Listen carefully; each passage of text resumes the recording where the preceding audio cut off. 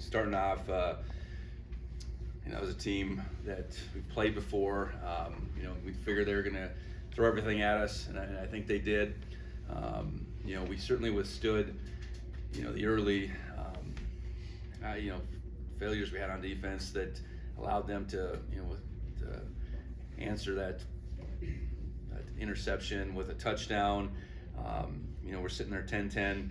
I think this team continues just to deal with whether it's adversity or just things aren't always going to go your way. And I think that was the case early on. We did some things, they did some things. You have a 10-10 game, and then that second quarter, between the onside kick, us turning that into a score, their fumble, the next possession, I believe, turning that into a score, and then Tommy's big run down the sideline before the half to set up another score.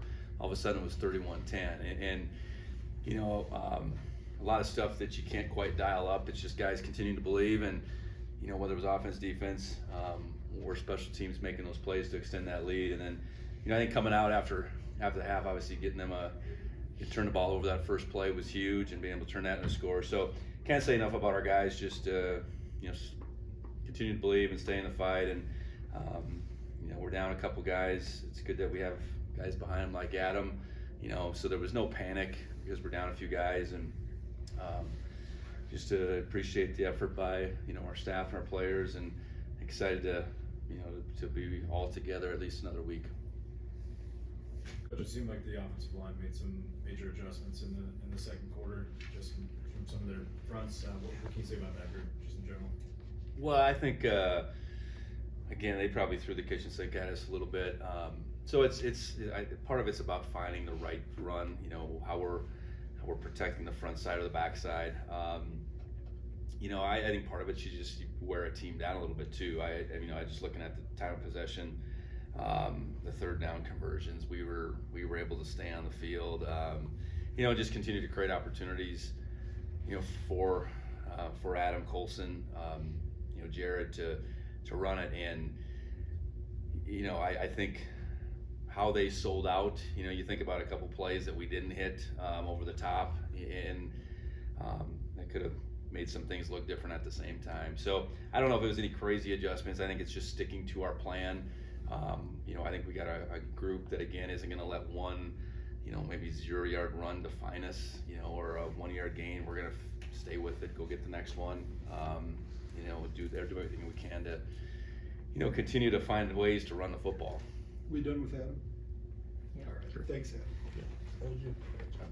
I'm just wondering if you could speak to your team being able to capitalize off turnovers and off the onside and that sort of thing. Yeah, those are obviously gambles. The onside kick in particular was a gamble that they maybe felt like they needed to take to create an extra possession, and it created a short field for us. And it's not as painful if we don't turn that into a score.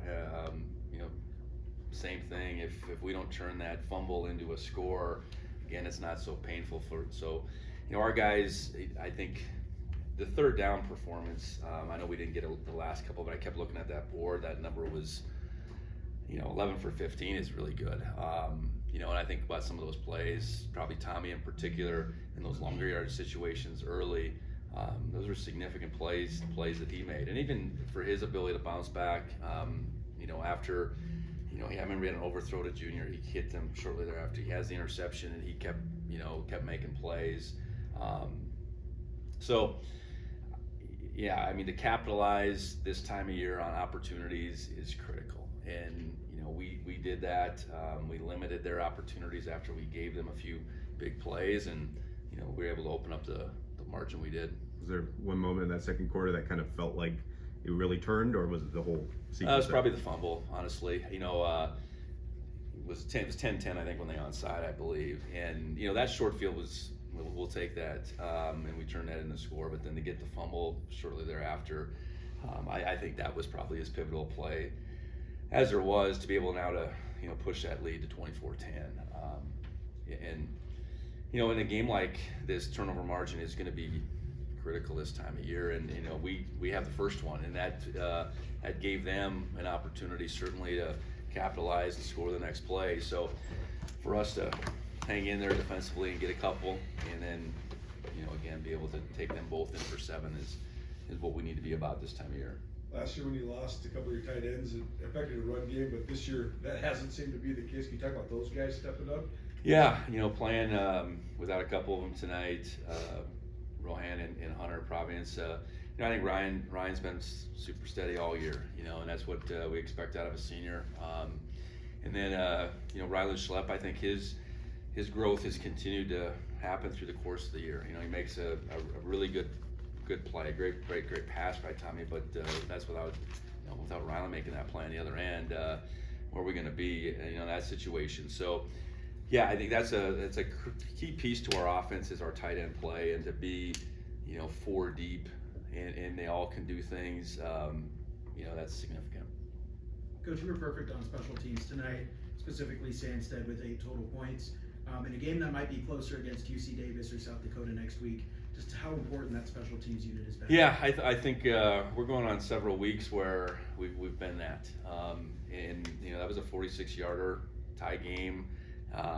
We didn't convert in that situation, so I know that was big. I mean, the extra points are one thing, but be able to go out there and knock a field goal through, and on a cold night with the balls maybe not traveling as well, I think we've just continued to extend his range and what we feel he's capable of. So, he's been a key component down the stretch here, and he'll need to continue to be.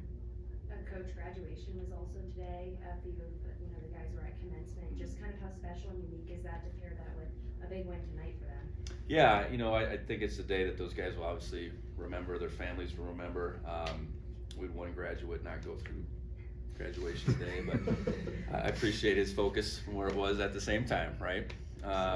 No, graduating from college is a huge deal, and the way this played out for commencement to be at 10, it was really kind of in a little bit of a sweet spot for those guys to be able to do that, for their families, a bunch of out-of-town guys, be able to come in and have this all happen in one day and be a day they remember forever. Let's go one more for Coach. And then Just 4th semifinal appearance in 5 years. Obviously, you've had 3 now. I know it's not the final goal, but just to be this far, how important is that? I think in 21 when we made the semifinals, we advanced. I think we set a new expectation of where we want to be in this program. So you're not guaranteed that just because you want it, but I think this is our expectation that we're playing deep into the season. We're creating opportunities to play in big games, and that's where we're at right now. And I can't say enough. I didn't talk about our crowd. I mean, there wasn't an empty seat. It didn't appear. Our crowd was into it. We'll need that again, and come next Saturday. You go through the regular season undefeated. You get the top seed. You get home field advantage. It doesn't maybe work as well as it is right now for us. And our crowd was awesome tonight. So we need that again next Saturday. Challenge our fans to figure that out. Whoever we're playing next week is going to come in here, and hopefully they're going to have to deal with the best Bobcat crowd of the year.